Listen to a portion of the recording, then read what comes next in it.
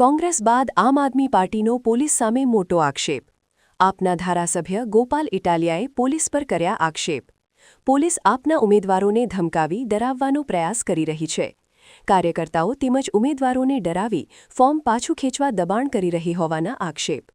કોંગ્રેસે ગુજરાતમાં 200 સીટ પર પોતાના ઉમેદવારો ઊભા રાખ્યા છે ભાજપના કહેવાથી. આ ઉમેદવાર જીતવાના તો નથી, પરંતુ મત તોડે તે હેતુથી ભાજપે ઊભા રાખાવ્યા. આજે આ પ્રેસ કોન્ફરન્સમાં ઉપસ્થિત સૌ મીડિયા સાથી મિત્રોનો આભાર અને સ્વાગત.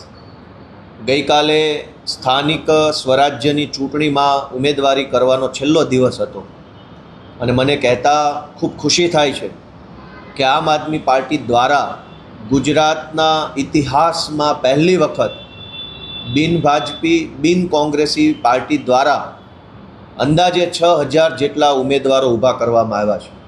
ગુજરાતના ઇતિહાસમાં અગાઉ ક્યારેય પણ કોંગ્રેસ અને ભાજપ સિવાયની કોઈ પાર્ટીએ આટલી મોટી સંખ્યામાં ઉમેદવારો ઊભા કર્યા હોય એવું બન્યું નથી. અમારા માટે આ ખૂબ જ ગર્વ લેવા જેવી બાબત છે કે અમે આટલું કામ કરી શક્યા છીએ, આટલા ઉમેદવારો ઊભા રાખી શક્યા છીએ, એ બહુ સારી બાબત છે. પણ અમે ઉમેદવારો ઊભા રાખ્યા એ બાબતથી ભાજપને બિલકુલ ગમ્યું નથી. પહેલાં તો ભાજપે એ કોશિશ કરી કે અમારામાંથી કોઈ ઉમેદવાર ચૂંટણી લડવા તૈયાર થયો હોય તો એ ફોર્મ જ ના ભરે. એના માટે અનેક અમારા દાવેદારો ઉપર, એમના પરિવારો ઉપર પોલીસે દમન કર્યું, ખોટી એફઆઈઆરો કરી, ધાકધમકી કરી, દાબ દબાણ કર્યું. અનેક એવા વ્યક્તિઓને અમારી પાર્ટીમાંથી ઉમેદવાર બનતા રોક્યા ધાકધમકી કરીને. તેમ છતાં પણ જે મજબૂત મક્કમ મનોબળના માણસોએ અમારી આમ આદમી પાર્ટીમાંથી ઉમેદવારી કરી એને ગઈકાલ બપોર પછીથી જ ભાજપ અને પોલીસ બે સક્રિય થઈ ગયા.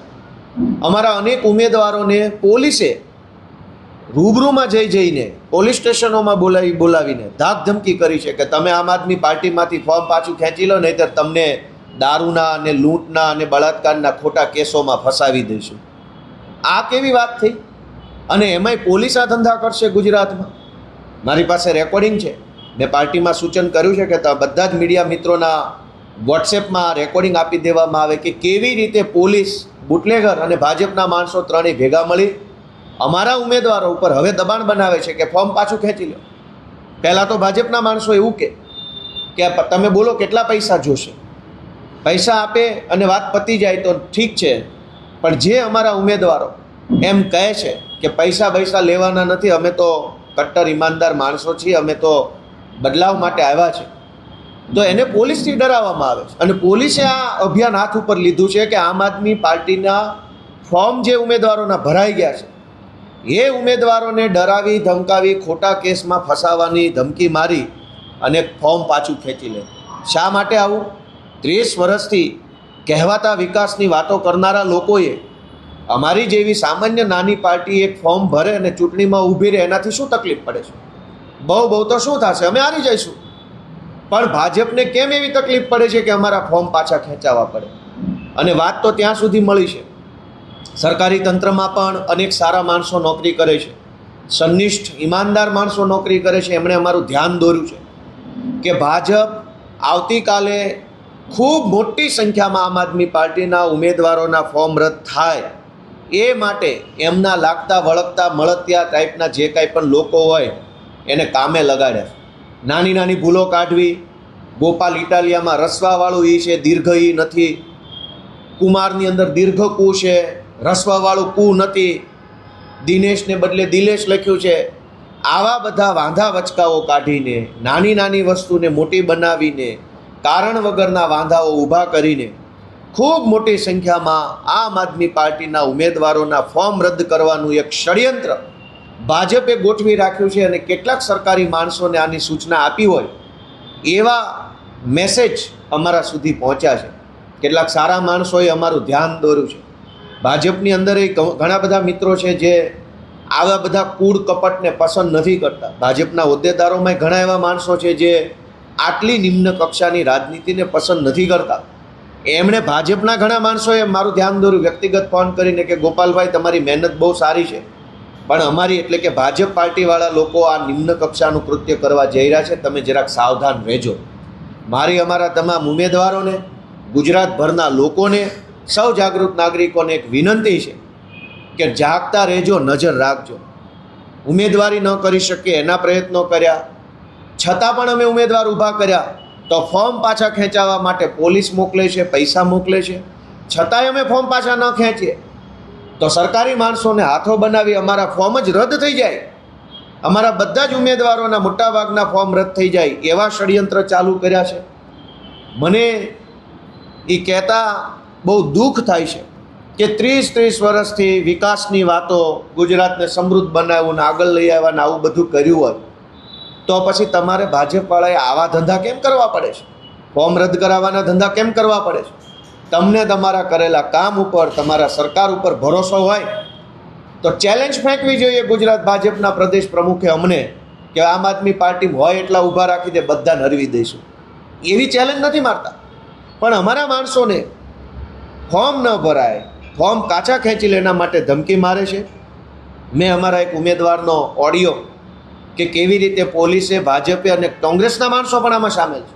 કોંગ્રેસની ભૂમિકા એ છે, હું તમને વિસાવદર વિધાનસભાનો દાખલો આપું કે અનેક જગ્યાએ કોંગ્રેસ પાસે ઉમેદવારો જ નહોતા, ભાજપે ઉમેદવારો ઊભા રાખ્યા છે. ભાજપે કોંગ્રેસવાળાને ફોન કર્યા, કોંગ્રેસના ઉમેદવારને પૈસા આપ્યા, ફોર્મ ભરાવ્યું. એવો વિસાવદરનો દાખલો છે મારી પાસે. હું તમને 5 નામ આપી શકું. અહીં કતારગામમાં શું થયું? ભાજપના એક કોર્પોરેટરે કોંગ્રેસમાંથી ઉમેદવારો ઊભા રાખ્યા છે અહીં કતારગામમાં.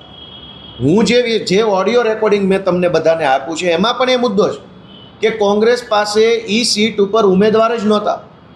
ભાજપવાળાએ કોંગ્રેસમાંથી ઉમેદવાર ઊભો કર્યો, કીધું કે મત તોડવા માટે ઊભા રહ્યો. ગુજરાતની લગભગ નહીં તો 200 એવી સીટો છે કે જ્યાં કોંગ્રેસને ભાજપમાંથી ઉમેદવારો આવ્યા અને ભાજપના પૈસા ભાજપના, ઉમેદવાર ભાજપનો, ટિકિટ કોંગ્રેસની અને ચૂંટણીમાં મત તોડવા માટે ઊભું રહેવાનું.